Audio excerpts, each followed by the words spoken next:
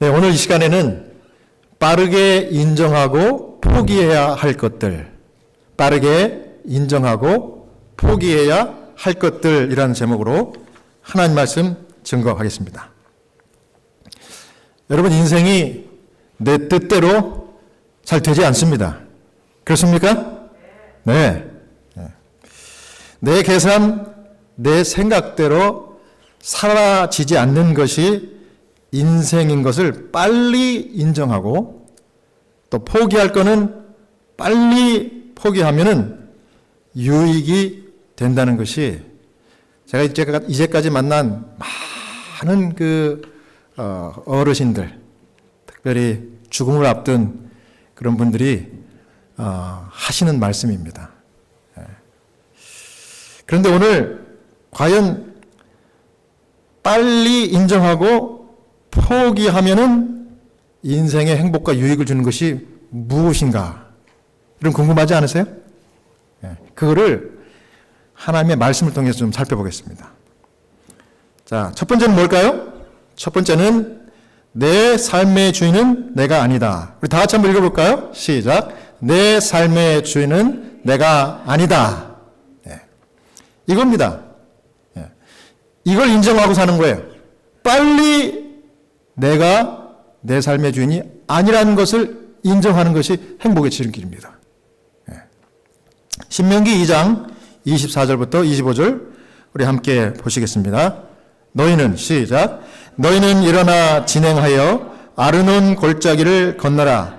내가 헤스본 왕 아모리 사람 시혼과 그 땅을 내 손에 붙였은즉 비로소 더불어 싸워서 그 땅을 얻으라.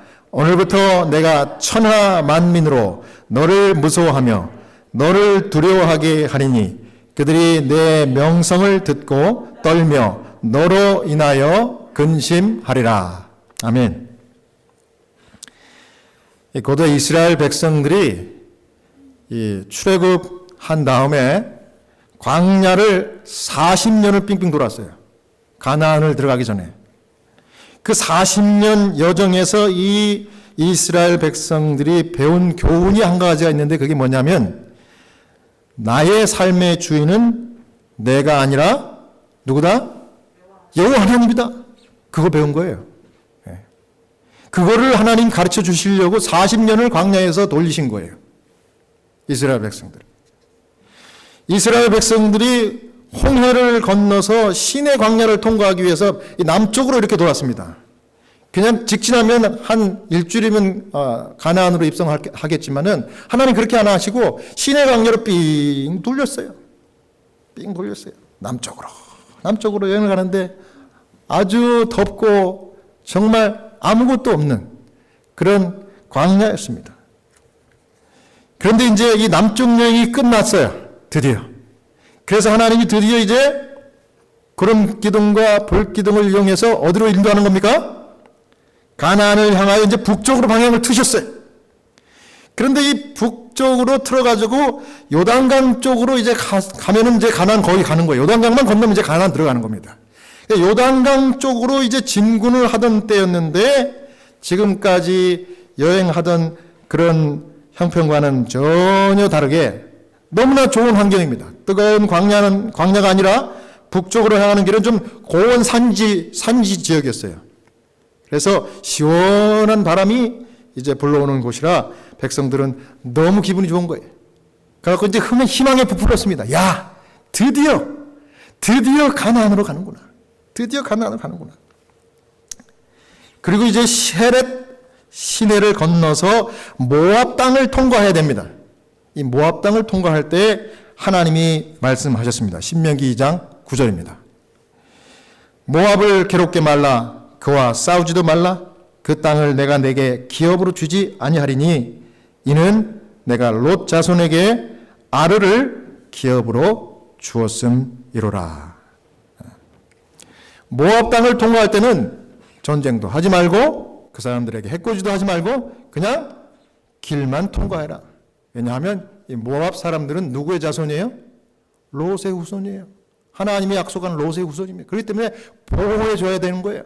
그래서 이스라엘 백성들도 모압 사람들과 다투지 않고 그냥 잘 지나갔어요. 그 다음에 이제 암몬 자손도 동일한 명령을 하나님 내렸어요.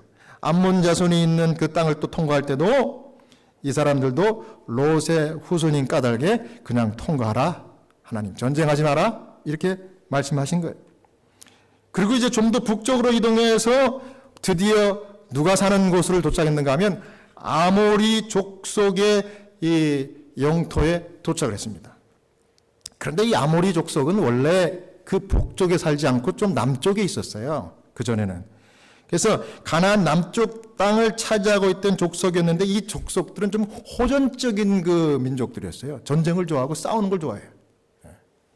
그리고 이방신을 섬기는 우상 숭배자들이었습니다.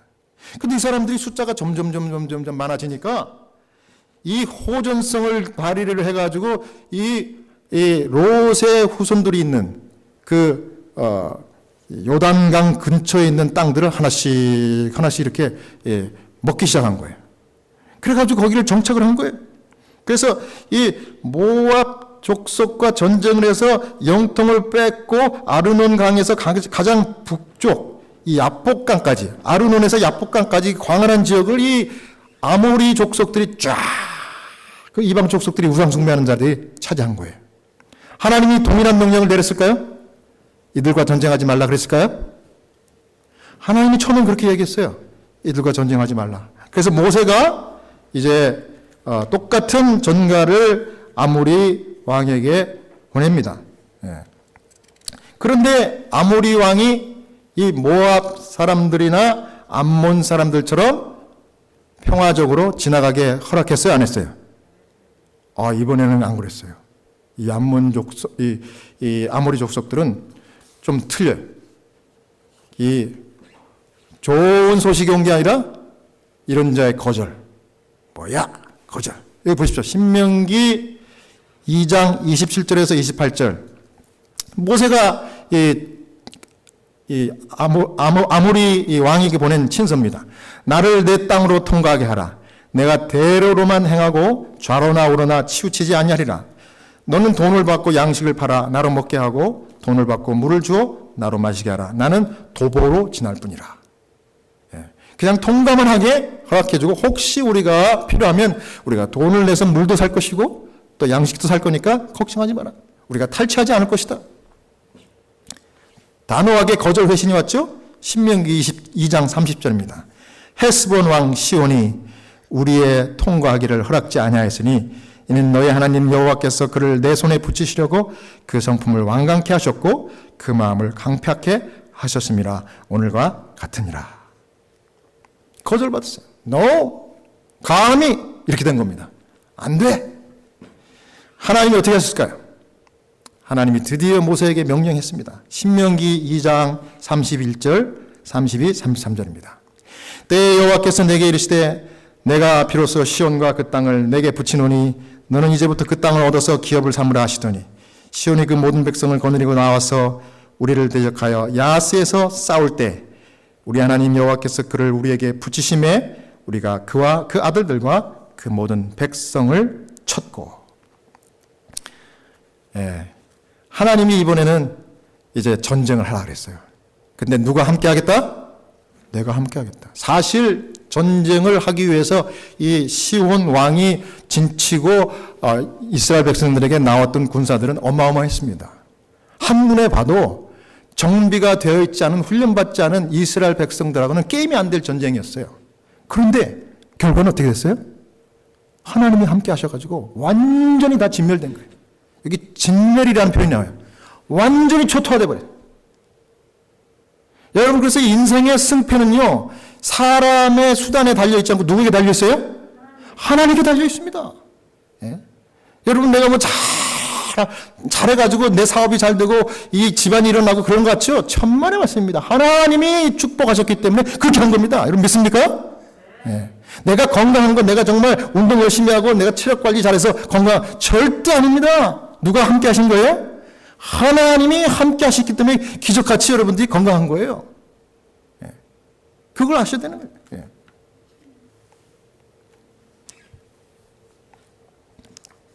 사실 이 가나안 국경이 있는 아모리 사람들은 하나님 말씀에 도전했기 때문에 이스라엘의 진로를 방해한 거예요.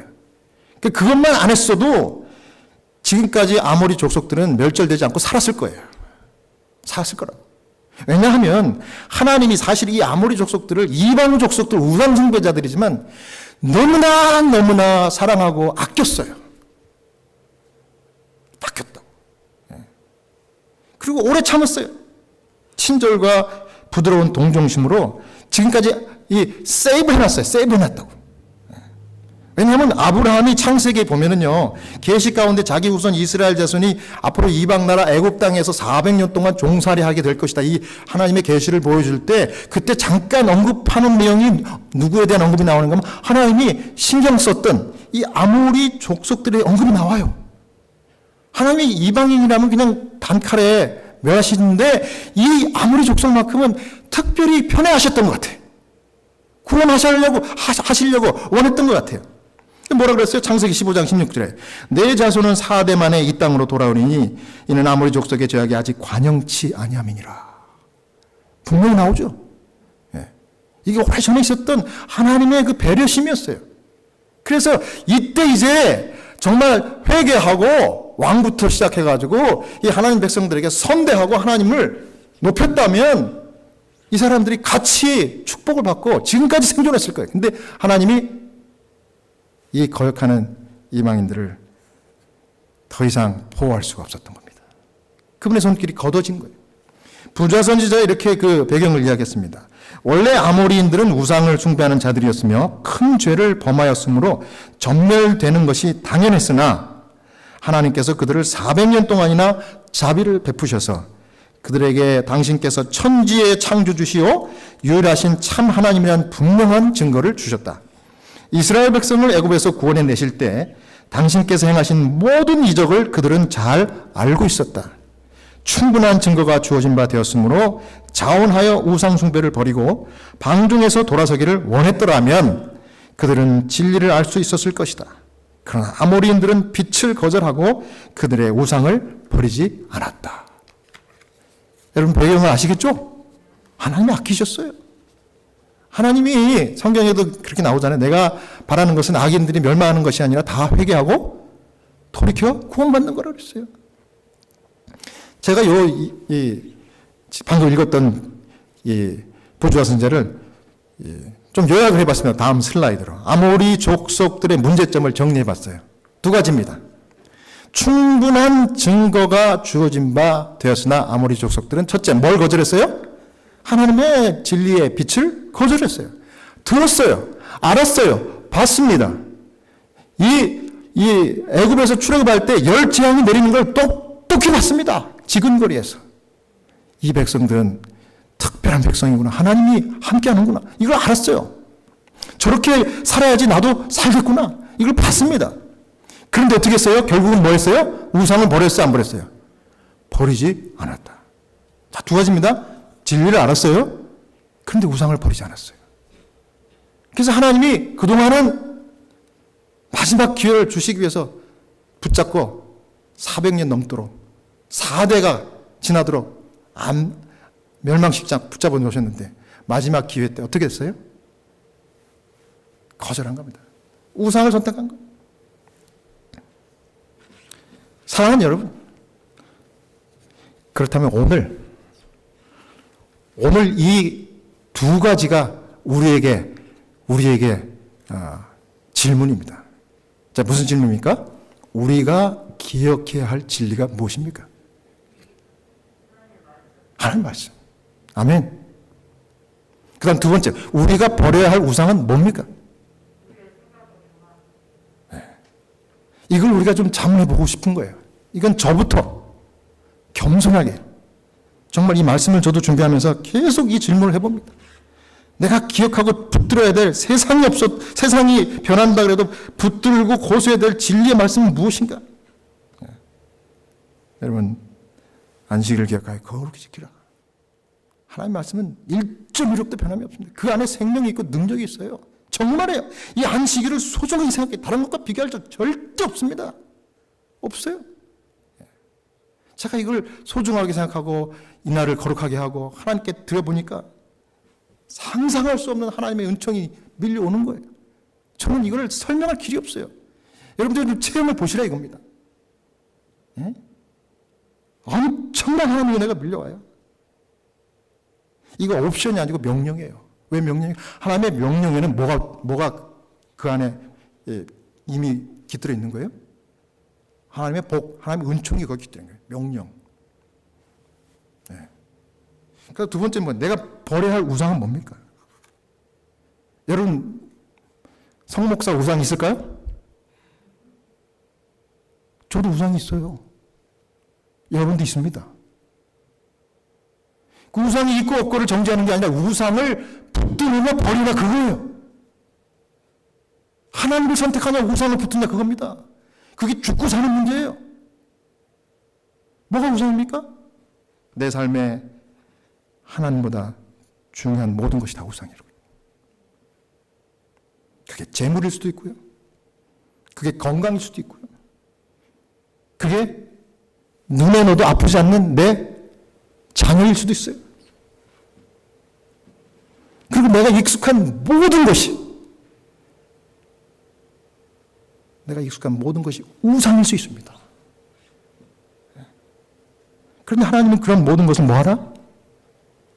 버려라. 버리고 겸손하고 명령하셨어요. 여러분 우리도 이 두 가지 알면서도 아모리 사람들처럼 고집하고 버리지 않으면요, 하나님은 결국은요 우리를 손길을 이렇게 거두십니다. 하나님 우리를 멸망으로 그래 맛 좀 봐라 그게 아니라 그동안 우리를 보호해주신 거예요. 우리를 지켜주신 거라고. 이걸 딱 거두는 순간 우리는 위험 가운데 처하는 거예요. 마귀가 보호의 손길을 빼는 순간 마귀가 아주 잡아먹어 갈기갈기 찢어 죽일 겁니다. 우리가 하나님의 은혜 가운데 산 것이 얼마나 감사한 일이 우리가 모르고 산 거예요, 지금까지. 네. 여러분, 그래서 인생에서 이 오류와 우상을 빨리 버릴수록 안전하고 행복입니다. 네. 빨리 버릴수록. 여러분, 우리가 없어서 불행한 게 아니고 많아서 불행한 거예요. 저부터 봐도 제가 미국에서 이 풍요의 나라에서 살아보니까 내가 이제 22년 살아보니까요, 이제는 많아지더라고. 이제 진짜 안정이 돼요. 진짜 그야말로. 그런데 그게 편리하긴 한데 영적으로는요, 참 불행하게 되는 경우가 많이 있더라고. 그러니까 하나님께서 그런 교만한 마음이나 좀 이렇게 하나님을 잠시 놓칠 만한 순간이 오면 딱 교훈을 주시더라고요.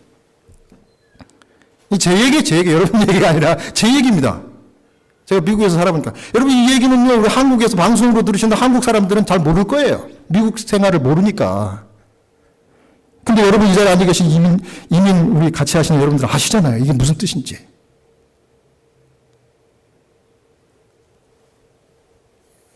우리가 너무 많아가지고 불행해.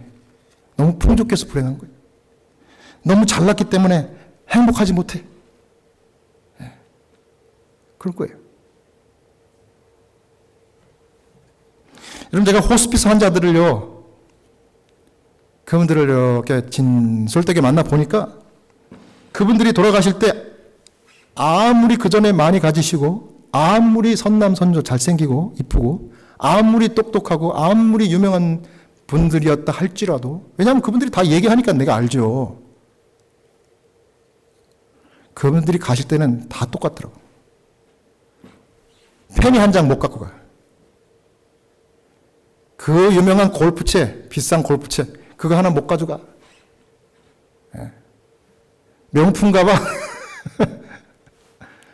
그거 못 사들고 하더라고. 다 그냥 가는 거예요. 엊그저께 제가 77살 되신 호스피스 여자 환자, 아프리칸 아메리칸인데요. 흑인이죠. 이분을 만났는데 집에서 이제 죽을 날만 기다리고 있는 거예요. 근데 77세면요, 젊어요. 아직 젊다고요. 요즘같이 100세 시대 때는요, 마이너스 20 하면은 그 나이가 맞는 거예요. 50대라고 보면 돼. 근데 이분이 불행하게도 담낭암 걸렸어요. 말기 환자예요. 그러니까 gallbladder cancer. 말기 환자라서 온몸에 그냥 뼈까지 다 퍼진 거예요. 그런데 이분을 보니까 첫 인상이 침대에 누워있는데 그 이제 약혼자가 이렇게 안내를 해가지고 내가 이제 침실에 갔더니 침대에 이렇게 누워있는데 아니 흑인이지만 그렇게 키도 크고 그렇게 인물이 잘생긴 흑인 여자분은 처음 봤어요. 77이나 됐는데도 아직까지도 너무 아주 살결이 곱고 너무 잘생겼어요. 우리 아프리칸 아메리칸 중에도 잘생긴 분들 있잖아요. 근데 아니면 다를까 이 약혼남이 이야기합니다. 목사님, 이 사람이요 나하고 올 겨울 12월 달에 결혼할 건데 우리가 2014년에 만났어요. 그래서 지금 8년째 이렇게 같이 동거하고 있는데 올 초에 약혼을 했습니다. 그런데 약혼식을 올린 지 얼마 안 돼가지고 바로 지난달 10월 달 초에 갑자기 뭐 힘든 일도 아닌데 너무 피곤하고 밥맛도 떨어지고 자꾸 토하고 그래가지고 병원에 갔더니 검사를 해보니까 암 말기라고 선고를 받았네요. 병원에서는 치료도 못 받고 이렇게 호스피스 환자가 된 겁니다. 근데 사실은 이 사람이 댄스를 좋아하는 여자예요. 그래요. 제가 왜 그런지 알겠죠? 이 여자가 생긴 것도 잘생기고 아주 태어날 때부터 아주 그 유전자가 댄스에 최적화된 사람이에요. 근데 무슨 댄스를 췄나 했더니 사실은 내가 2014년에 내 약혼녀를 만났을 때 여기 시카고에 있는 유명한 볼륨 댄스 클럽에서 만났대요. 그래가지고 너무 춤이 좋아가지고 그때부터 일주일에 2번씩 꼬박꼬박 그 클럽을 갔는데 바로 이 암 진단 받기 한 달 전까지 계속 갔대요. 그때까지 아무 이상이 없었는데 오늘 갑자기 암 선고를 받았다는 거예요. 제가 그 얘기를 들으니까 너무 마음이 아프더라고. 청천벽력 같은 일이 한 달 전에 벌어진 거예요. 근데 참 다행인 거는 내가 이분하고 대화를 해보니까 하나님을 믿고 모든 것을 주님께 맡겨놓고 이제 내가 가야 되겠대요. 내가 7살 때 하나님을 영접했는데 77살이니 70년을 내가 이렇게 잘 살았으면 that's okay. 그러고서 하나님을 높이더라고. 제가 마음속에 하나님 감사합니다. 이분이 이 병을 얻었지만은 하나님께 감사하네요. 주님 이 영혼을 끝까지 평안으로 인도해 주십시오. 그래서 감사기도 드렸어요. 인생이 어느 날 어떻게 될지 몰라요. 저는 제가 600명을 호스피스 환자를 떠나보내면서 12년 동안 내가 채플린을 했으니까 호스피스 채플린을 제 눈앞에서 마지막 숨을 거두는 분들 수도 없이 봤어요. 그러면서 제 마음속에는 나도 모르게 나는 아직 이렇게 죽을 때는 안 됐지. 이런 생각을 계속하는 거예요. 내가 장례식을 한 달에 2번씩 합니다. 지금도 그렇게 해요. 왜냐하면 이분들이 저한테 부탁을 하니까. 장례식 설교를 그렇게 하면서 제 마음속에 나도 모르게 내 장례식은 아직은 안 오겠지. 이렇게 생각하고 제가 지난주까지 살았어요. 그런데 여러분, 저는 상상치 못한 일을, 그러니까 그 생각을 할 때 하나님께서 딱 교훈을 주신 거예요. 바로 지난 수요일 날, 그러니까 수, 목, 금, 토, 지금 나흘 됐네요. 딱 금요일 요게 생겨요. 여러분 웃으시지만, 저도 모르게 제가 아침에 녹즙을 짜 먹는다고 제가 아침에 급하게 만날 환자가 약속이 돼 있어서 30분 안에 이걸 다 해결을 해야 돼요. 그래가지고 급하게 이제 녹즙 재료를 이제 썰다가 이 딱딱한 당근을 도마에다 놓고 썰어야 되는데 그 식칼을 말이죠. 제가 나흘 전에 제 와이프 도와준다고 식칼을 면도날처럼 제가 갈았던 식칼이에요. 근데 그걸 갈면서 이 식칼로 내 손가락을 베을 줄은 내 꿈에도 생각 못했지. 근데 그걸 가지고 제가 하는데 손에 들고 이렇게 하다가 확 왼손 검지 손가락을 확 빈 거예요. 신경줄이 하나가 딱 끊어지면서 전기가 팍 오면서 피가 떨어지는데 아주 막 선혈이 낭자가 돼가지고 이렇게 있고. 다행히 제 딸이 그 순간 거기 있어가지고 얼른 응급실로 제가 갔습니다. 아무리 지혈을 해도 이게 안 맞는 거예요. 가가지고 이제 닥터가 이제 막 응급실에서 처방을 하고 이제 꼬매는데 마취 주사를 7방을 맞고 저는 평생 수술 받은 적도 없고 병원에 입원한 적도 없어요. 55년 평생.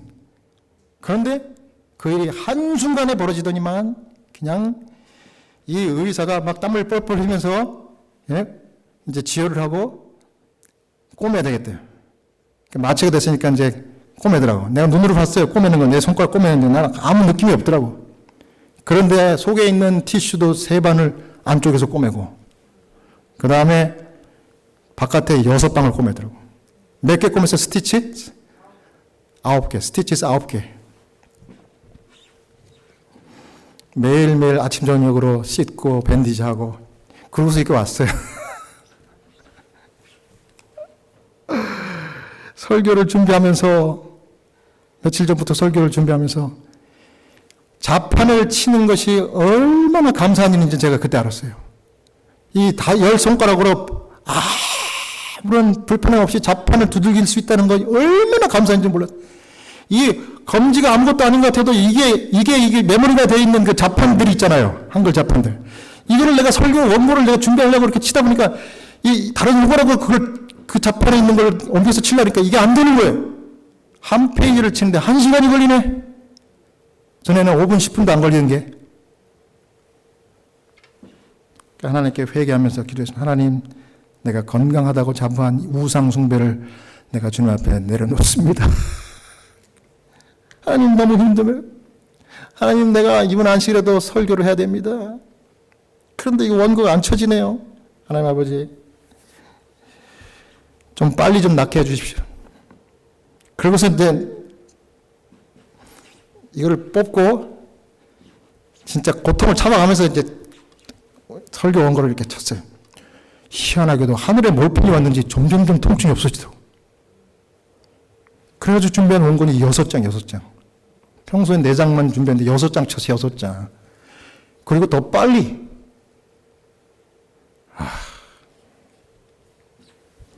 하나님, 제가 교만했습니다. 저를 낮추시고 하나님 내 삶의 주인입니다. 저의 모든 우상을 거두어 주십시오. 정신이 벌쩍 들었습니다.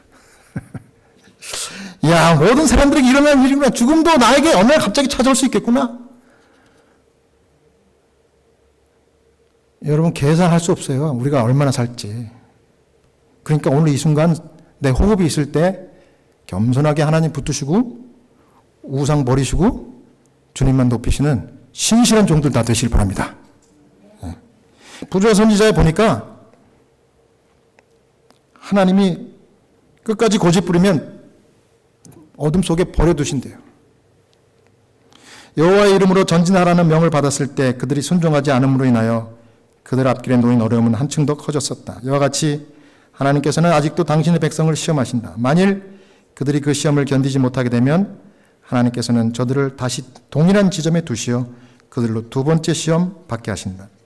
그때는 그 시험이 전보다 훨씬 격렬할 것이다. 그들이 시험을 견딜 때까지 이 일은 계속된다. 그러나 그들이 여전히 반역할 때에는 하나님께서 그들에게서 당신의 빛을 거두시고 그들을 어둠 속에 버려두신다. 이스라엘 백성들의 이야기입니다. 아모리 사람들의 이야기였어요. 기회 주시는데 마지막까지 고집 부리면요 하나님이 거두신다는 얘기예요. 이거 나에게 하는 말로 와닿으니까 내가 정신이 번쩍 들더라고요. 야, 나는 그래도 내가 목회를 하고 이 개척교회를 열심히 섬기고 있으니까 하나님이 좀 은혜를 더 주시겠지. 천만의 말씀. 우상 숭배하면 가차 없습니다. 특히 나는 누구보다도 성경 말씀을 여러분들도 더 많이 알잖아요. 진리를 더 알잖아요. 그렇기 때문에 하나님 배신하면요 나에게 죄값은 더 크다는 걸 제가 알고 있어요. 정신이 번쩍 나더라고요. 야, 하나님 죄송합니다. 제가 그랬어요. 사랑하는 여러분, 오늘 이 안식일 내 삶의 주인 하나님만을 붙드시고 진리를 따르고 우상을 과감하게 버릴 줄 아는 신실한 종들 되시길 바랍니다. 그 다음 2번째는 감사와 순종만이 누가 할 일이다? 내가 할 일이다. 우리 같이 읽어볼까요? 시작. 감사와 순종만이 내가 할 일이다. 아멘. 시편 2장 11절 12절입니다. 너무 좋은 말씀인데요. 함께 읽겠습니다. 시작. 여호와를 경외함으로 섬기고 떨며 즐거워할지어다. 그 아들에게 입맞추라. 그렇지 아니하면 진노하심으로 너희가 길에서 망하리니 그 진노가 급하심이라. 여호와를 의지하는 자는 다 복이 있도다. 아멘. 여러분 영어로 바이블이 B-I-B-L-E입니다. 이게 뭐의 약자인 줄 아세요? 어느 분이 이걸 기가 막히게 풀었어요. 자, B는 뭐예요? Basic. I는 뭐예요? Instructions. B 뭐예요? Before. L. Living. E. Earth. 와. 그러니까 이게 뭐예요? 성경 바이블이라는 것은 우리가 이 세상을 떠나기 전에 베이직, 기본적인 이 사람 어떻게 살아가는 매뉴얼이라 이거예요. 예. 사람 사는 설명서예요. 그러니까 이 하나님 말씀 성경에 있는 대로만 하면 되는 거예요. 예. 여기다가 뭐 이론을 달 필요도 없고 내 생각을 첨가할 필요도 전혀 없는 것입니다. 그냥 하나님 하라 그러면 하고 버리라 그러면 버리면 되는 거예요. 그럼 나머지는 누가 책임져요? 하나님 책임져 주시는 거예요. 여러분 하나님의 책임져 주시는 복을 여러분들이 감당할 길이 없이 받으시는 신실한 종 되시길 바랍니다. 예. 우리 교회 성경 주석에 보니까 여호와를 경외함으로 섬기고 떨며 즐거워할지어다. 이 부분을 이렇게 설명했더라고요. 이 말과 떨며라는 말에는 겸손히 하나님을 숭배하는 것이 암시되어 있다. 여기에는 하나님의 뜻에 반역한 결과가 얼마나 무서운 것인지 깨닫는 데서 오는 두려움도 포함되어 있다. 즐거워할지다라는 말은 하나님을 경배하는 일에 기쁨이 뒤따른다는 것을 보여준다. 특별히 이 마지막 부분이 저는 너무 좋아요. 하나님을 경배하는 일엔 무엇이 있다? 여기 그랬잖아요. 여호와를 의지하는 자는 다 복이 있고, 예? 그 여호와를 경외함으로 섬기고 떨며 즐거워하래요. 여호와를 섬기고 떨며 즐거워하는 방법은 예배에 나와가지고 하나님을 찬양할 때 즐거워지는 거예요. 저는 오늘 우리 홍 집사님만 여기 교회 일주일마다 한 번씩 정말 오고 싶은 마음 드는 게 아니고 저도 그래요. 제가 그래서 우리 와이프에게 예배 끝나고 이제 갈 때 꼭 하는 말이 있어요. 야, 다음 주가 빨리 왔으면 좋겠다. 왜냐하면 이분들 또 보고 싶은 거야. 예? 이분들 또 보고 싶어요. 그리고 이 교회 오면 너무 기분 좋아요. 찬양을 불러도 막 그냥 너무너무 감사하고, 야, 말씀을 들어도 감사하고, 요즘에 어떤 분들이 우리 성도들이 이런 얘기 하니까 너무 기분 좋은 거예요. 아, 목사님, 어떻게 찬양교회 와서 찬양을 부르니까 이렇게 찬양이 은혜롭네. 은혜롭고, 목사님 말씀도 참 쏙쏙 들어오네. 그래서 내가, 감사합니다, 하나님. 그 말을 들을 때마다. 아니, 제가 그 말이 너무 듣기 좋잖아요. 근데, 저를 높이려고 그런 게 아니라, 하나님께 감사한 거예요. 하나님이 어쩌면 그때 꼭 필요한 말씀을 그렇게 주시는지. 그러니까 여러분들이 쏙쏙 들어오는 거예요. 저는 여러분들 사정 몰라요. 어떻게 사는지, 무슨 고민이 있는지 제가 알 길이 있습니까? 그런데 하나님이 여러분들이 만족스럽게 그 말씀을 제 입술을 통해서 전해주시니까 그냥 저는 감사한 거죠. 예? 그러니까 또 오고 싶지. 너무 감사해요. 저는 이 말씀을 준비하고 나서 빨리 예배 시간이 왔으면 좋겠다. 왜냐하면 이걸 전하고 싶어요, 내가 이걸 막 전하고 싶은 거예요. 예. 이야. 지난주엔 중보기도 사역을 시작했는데 중보기도 10가지 중에 6가지가 응답됐어요. 할렐루야. 이야. 깜짝깜짝 놀라요. 제가 기도했지만 제가 깜짝깜짝 놀란다니까요. 제가 염려해가지고 정말 진심으로 한 그 기도 제목의 그분이 제 앞에 나타나요. 나타나시더라고. 은혜 받고 나타나요.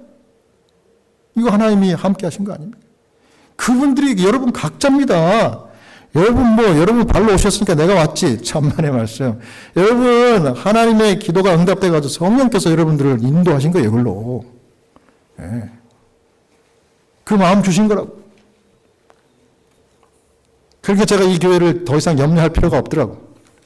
그래서 제가 지난번 말씀드렸죠. 제가 한국에 3주 간사에 안 오던 성도들이 나와가지고 이 교회를 세웠다. 그러더니 지금 이 교회에서 하나님 영광 받으시잖아요. 오늘 이 자리에 참석하신 여러분들, 정말 하나님 눈에 넣어도 아프지 않을 분들, 정말 하나님 앞에 신실하게 진리 붙들고 우상을 과감하게 주님께 내려놓고, 예? 하나님 오직 주님의 사랑에 매여 내가 살겠습니다. 예. 이런 결심을 다 하시게 되는 여러분 되시길 간절히 바라면서 오늘 말씀 마치겠습니다.